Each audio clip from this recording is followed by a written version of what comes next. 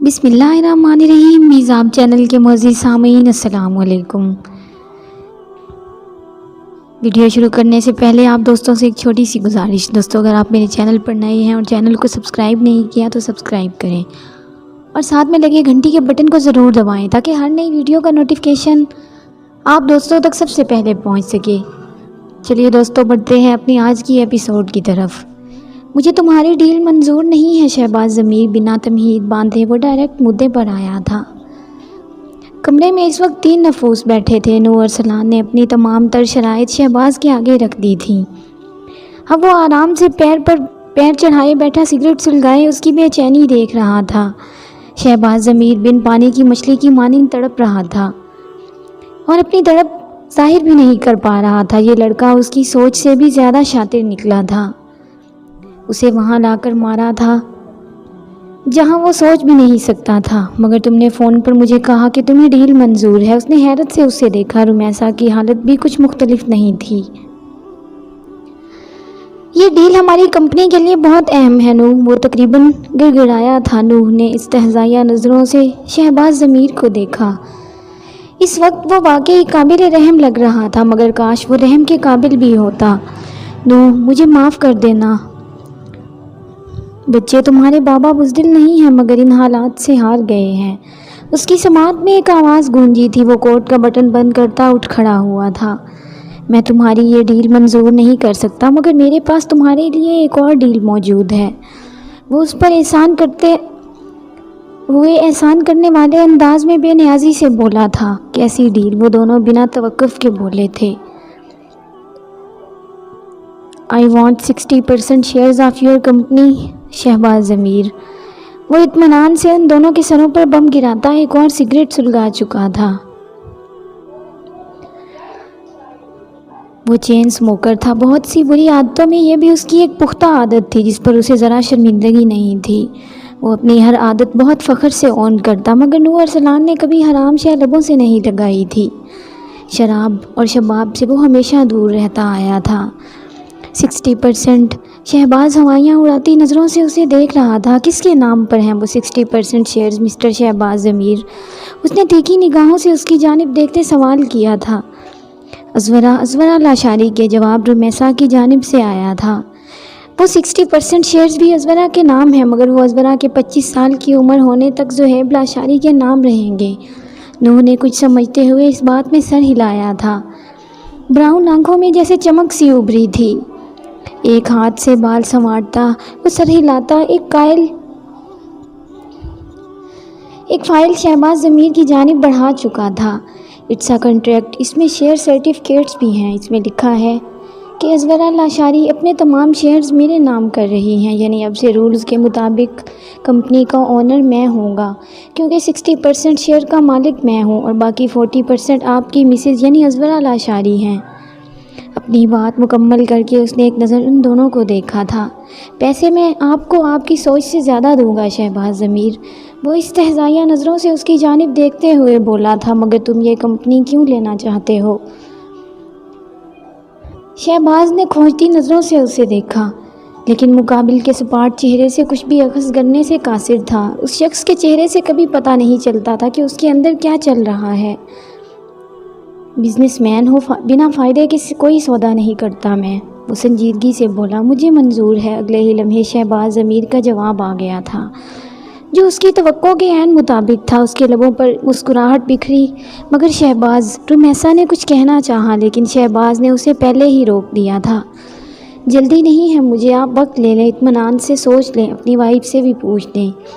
आखिर को सिग्नेचर तो उनके ही आने हैं। वो इत्मीनान से बोलता एक और सिगरेट सुलगाकर खड़ा हो चुका था। मुझे मंजूर है। वो अपनी बात पर जोर देकर बोला। बहुत अच्छे, कल मेरा मैनेजर आपको पेपर्स दे जाएगा सिग्नेचर के लिए। वो बोलते हुए कमरे से निकल आया था।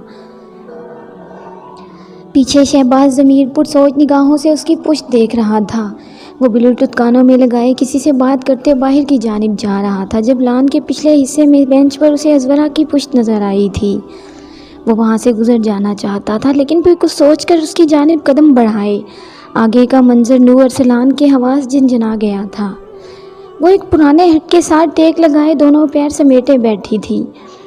ہاتھوں میں پاؤڈر لیے اسے سونگھ رہی تھی۔ نوح کو پہچاننے میں ذرا دیر نہیں لگی تھی کہ وہ پاؤڈر نما چیز کیا تھی۔ یہ ڈرگز بھی لیتی ہیں، وہ زیر لب بڑبڑایا تھا۔ اس لڑکی نے ایک بار پھر اسے حیران کر دیا تھا۔ وہ پاگلوں کی طرح اس پاؤڈر کو ناک کے ذریعے سانسوں میں انڈیل رہی تھی۔ سامنے ہی جلی سگریٹس بھی پڑی تھی، یعنی وہ نہ صرف ڈرگز لیتی تھی بلکہ اسموکنگ بھی کرتی تھی۔ وہ اب چلتا ہوا اس کے نزدیک آ کھڑا ہوا تھا۔ اس کی نظریں اپنے سامنے موجود جوتوں پر پڑی۔ جوتوں سے ہوتی اب اس کی نظریں سینے پر گئی تھی۔ وہ سینے پر دونوں بازو باندھے کھڑا چشمے کے پیچھے چھپی براؤن آنکھوں میں گیز لیے اسے دیکھ رہا تھا۔ ازورا، اس نے نرمی سے اسے پکارا تھا۔ اپنے نام کی پکار پر اس نے نگاہیں اٹھا کر اسے دیکھا۔ بھوری آنکھوں میں حد سے زیادہ سرخی تھی۔ اپنے نام کی پکار پر اس نے اپنی سوجی ہوئی آنکھیں اٹھائی تھی۔ آنکھوں کے کنارے سوجے ہوئے تھے، برے بال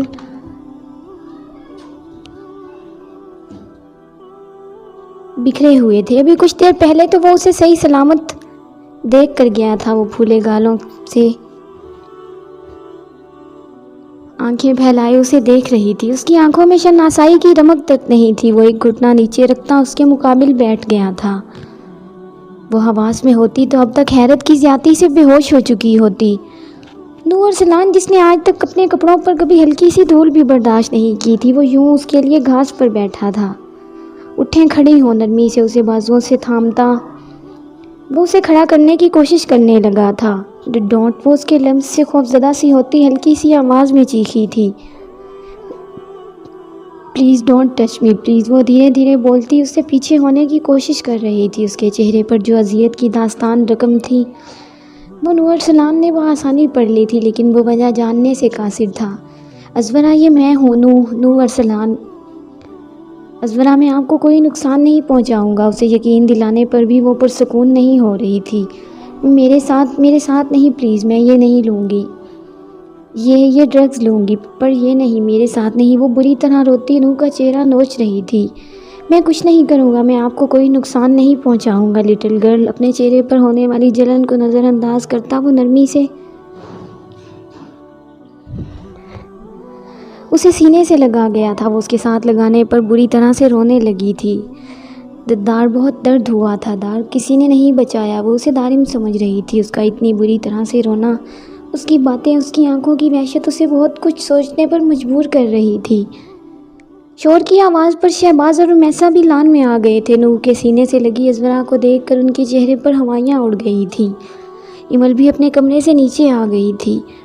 بس کچھ نہیں ہوا۔ اس کے بالوں کو سہلاتا وہ نرمی سے بول رہا تھا۔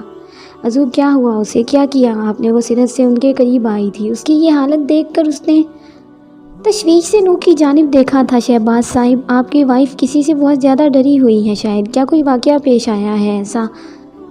وہ بہت کچھ جتاتی نظروں سے شہباز کی جانب دیکھ رہا تھا۔